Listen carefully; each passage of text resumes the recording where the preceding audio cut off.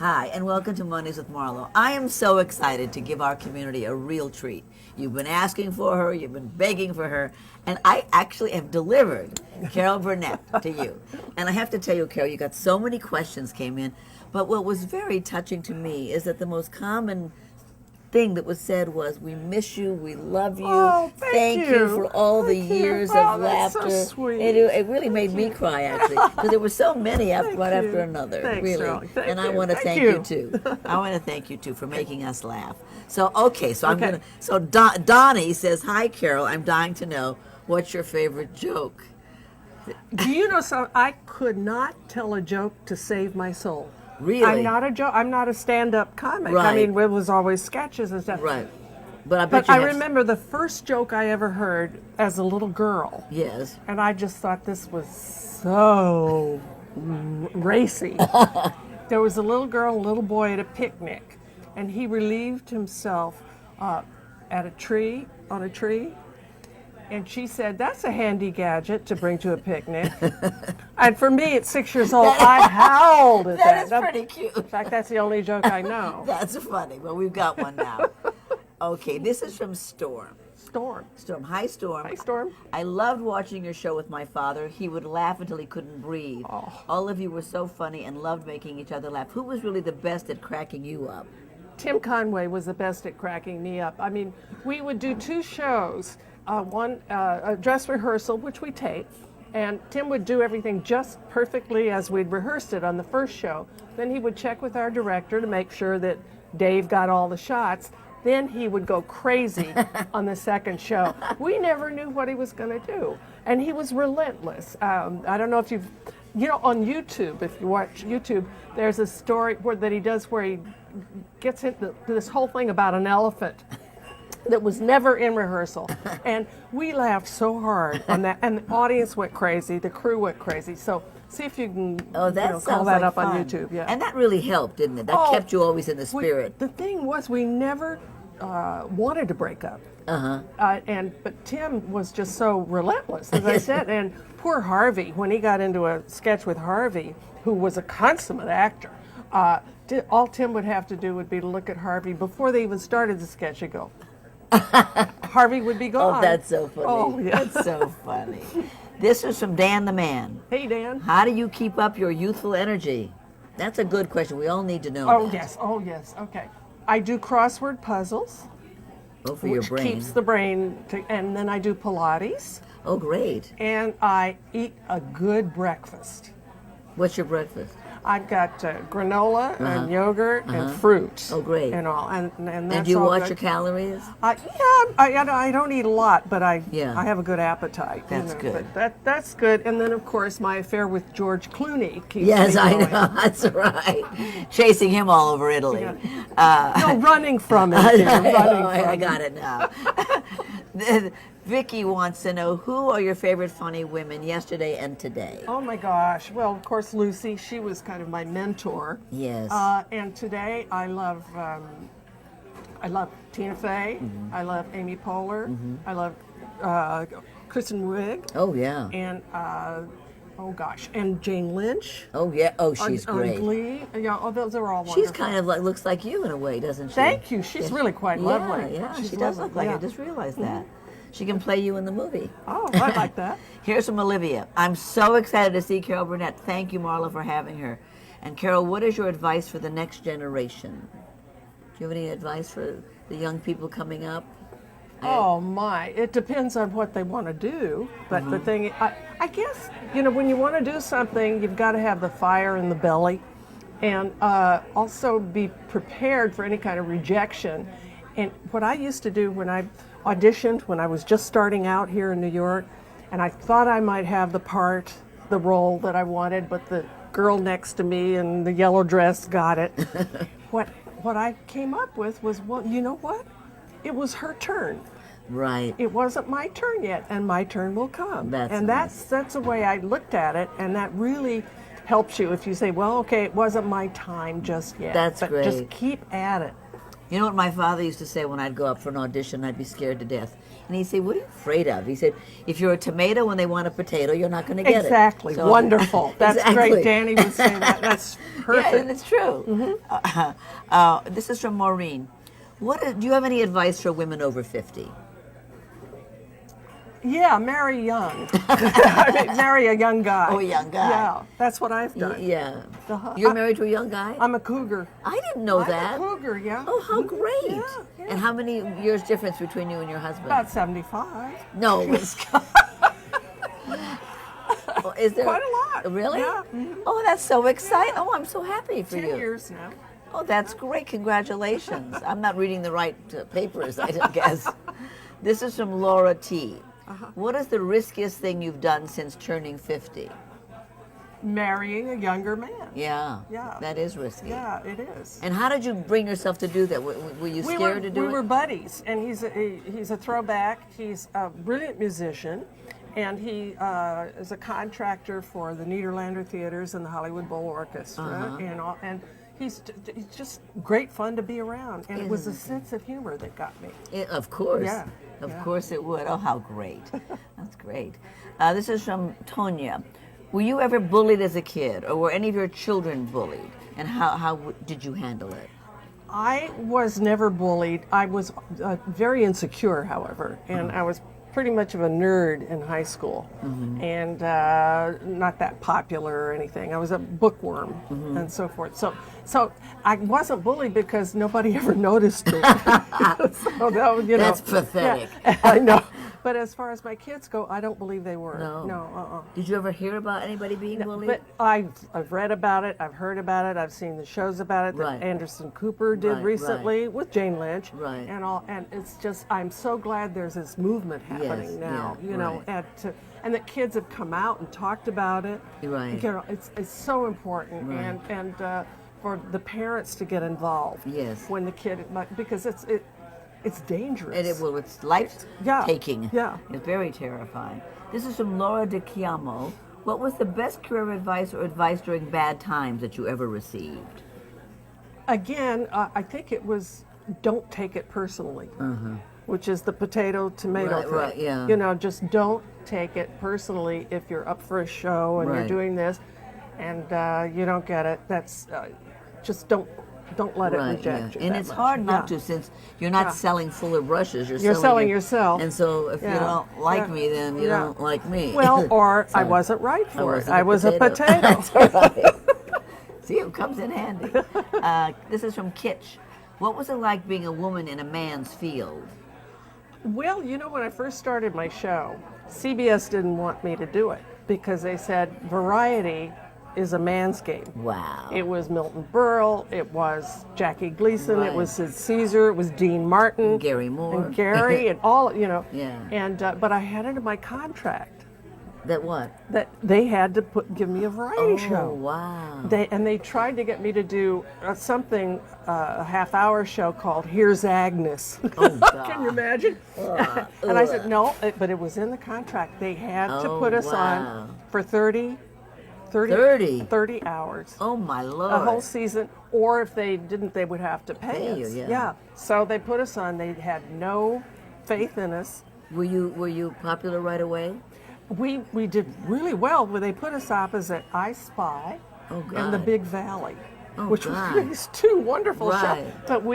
But you were such an alternative alternative hung in there. thing. So that's great. Yeah. What show? This is from Daisy. What show makes you laugh now? Oh, wow. Modern Family. Yeah. That's great. Right. I'm more into watching the dramas. Like Mad Men? Mad Men, That's my favorite. I love Damages with me Glenn too. Close. She's so great. She's so great. She's and great. Rose Byrne. I mean, they're wonderful. Great. So I get hooked on some of those. Yeah. And how well Ted Danson is doing in all this. Isn't that great? Amazing. Yeah. Amazing. This is from Isabel. Do you have any tips for working women raising children? How did you do it, and what was the hardest part for you? Well, when we did our show, I had my 3 daughters and my husband, and Joe was producing the show. Right. He was my first boss. Oh, that's funny. And so we built the show around a school schedule. Oh, how great. So that, and I only rehearsed 30 hours a week. It was like a part-time job. Right. And so we were home. I could take the kids to school. Wow. Sometimes I was home in time to pick them up from school. Wow. We were always there every night, dinner 6:30 Right. on the dot, except for taping, Right. when we would do the show on Friday, and the kids would come to the dress rehearsal. Oh, that's great. So, and then we had our summers off.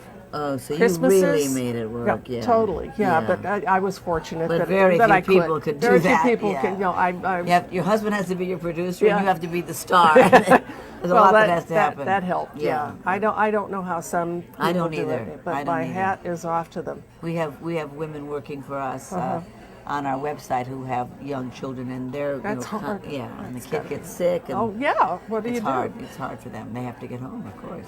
This is from Judy Reich. Is there any comedy series on TV today that you'd like a recurring role on? Modern Family. Well, the Mad Men, but Yes. you know those. Yeah. Yeah, those are great. This is from Beatrice. What are tips you have for people that want to go for their dreams but are afraid to? If you're afraid to, it ain't going to happen. Nothing happens for you if you're afraid to take a risk. If you play it close to the vest, that's fine if that makes you comfortable. But I think you have to take that risk. Right. You know, and you never know. You never know. Yeah, and nothing is worse than living with regret. Yeah. So go for it. Yeah. This is from Louise Rowe of Chicago. What advice would you give someone 50 plus who wants to change careers or go for something that they've always dreamed about? Save your money. Yes. Save your money and then go for it. Yeah. But don't just change and think something might happen and then you're stuck Right. with nothing. Right. You know, so Something might happen is not a plan. Right. Yeah. Exactly. I'm surprised that you said that. That's interesting. Yeah, I wouldn't have thought to say that. That's probably why I'm always spending too much money. Okay, this is from Laura. What career would you have pursued if your entertainment career did not take off? Well, you were an usher, right? I wouldn't have pursued that one, but yeah, I got fired from my job as an usher because I wouldn't seat a couple at the last 5 minutes of an Alfred Hitchcock movie. Oh, that's funny. And because in those days, the movie would show again and Yeah, again and again. I right, said, right. please, wait, don't. You know. Now, we wore these funny outfits. I had a harem outfit on, but Oh, with my God. epaulets. Where was this? Warner Brothers Theater in Hollywood Oh, my Boulevard. God. And so the manager came up, he was awful. And he said, what's the matter here? And the woman said, she won't let us sit down. You know, and I said, but Mr. It's a Hitchcock movie and they'll see the last part of it, they'll ruin it. He said, Burnett? I said, yes. He went, and he ripped off my epaulette. Oh, I that's swear. hilarious. He swore. He must have been in the military. He was. He had been. Oh, he had to Because he be. made us cut square corners across the that's lobby so and everything. Yeah.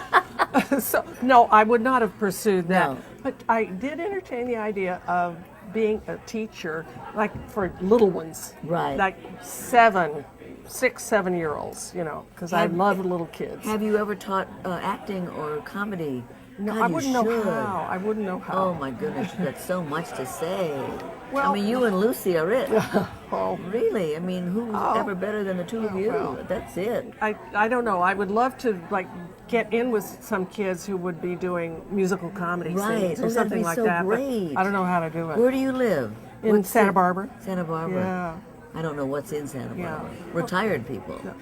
My brother lives there. Does he? Yes. Yeah. I have to give you his number. This is from Nikki Luongo. What's it like to be a living legend? How do you feel, living legend?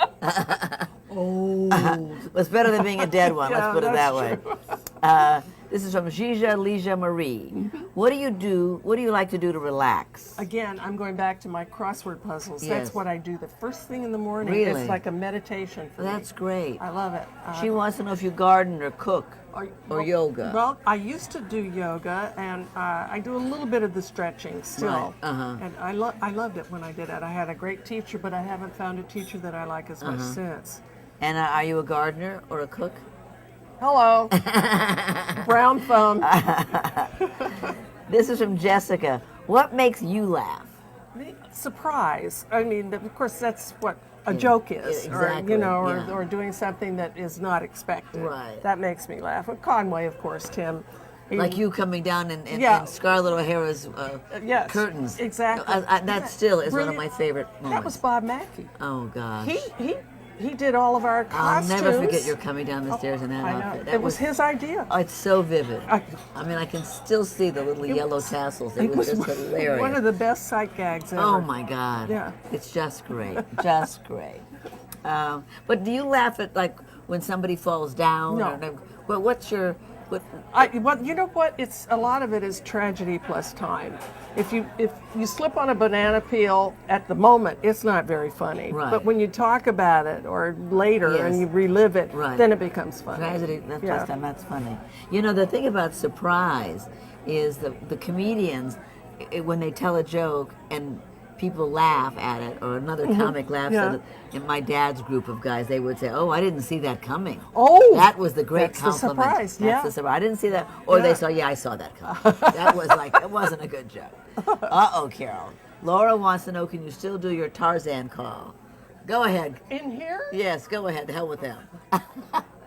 You know, I don't like to do it unless it's controlled circumstances, because one woman asked me once at Bergdorf Goodman's up here, she was a sales lady, and in order to cash my check, and I forgot my ID, Yes. she said, "I'll cash your check, I'll take your check if you'll do the Tarzan yell." Oh my God. So I did it in this department store, and an exit door burst open behind her, and it was a guard with a gun. Oh my God. So I get a little nervous about it. All right. Well, no guns. Okay. Come on. All right, here we go. Here we go.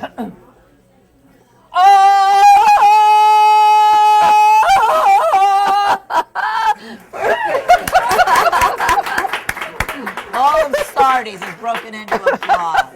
We were trying to keep it quiet that Carol was here, but now everybody knows. There's nothing you could have done that would have brought a crowd to you. And now, oh my God, that's Carol Burnett. Oh, that's so funny. You have a lot of guts. God bless you. This is from Paul Green. For someone who's brought so much joy to so many people, behind closed doors, away from the camera, when times weren't great, did humor always play a part in helping you through it? Or how did you get through hard times? Well, the support of my family, and a certain faith that I have. I'm not of a particular religion, but I feel I'm spiritual, and so that has helped me. Yeah. Mm-hmm. And is laughter part of that too? Laughter, yes. Once you. If something horrible has happened, it's going to take a while. Yes. And right. eventually you begin to cope, and you realize you're really coping when you finally can laugh again. Right. And, That's right. You know, at my dad's funeral, all these comedians got up. Oh, I bet that was hysterical. It was, and I was completely. My father died suddenly, and we didn't know he was sick, and so it was quite a shock. And so, Bob Hope got up and said, Danny was so religious he had stained glass windows in his car. And they got up one after another and just made fun of his religiousness and his nose and his Lebanese and being, an Arab and not a Jew and all that. I mean, it was. I mean, I wasn't roaring with laughter, but it did helped. lift the spirits a little bit. Yeah. It does help, and it helped everybody else in the place. This is from Doug. What would your advice for a young female comedian be today? Well, get up and be funny as much as you can. Go get into maybe an improv group and stuff, and just work on your craft. And the more you're up in front of people, the better you're going to be. Right. Yeah. I bombed quite a few times when I did a stand-up. That's why I don't do it. Did you do stand-up when you were younger? I did the Blue Angel Wow. nightclub here. Before your show? Yeah. Yeah. Oh, yeah. Yeah, that was before I even got Once Upon a Mattress. I was doing that. Did you like doing stand-up? No. I like locking eyeballs with people. Right. That's why I love doing sketch comedy, because I want to look at the other person. Right. And then I'm fearless. But getting up You there sure as are myself, fearless, that's it's frightening.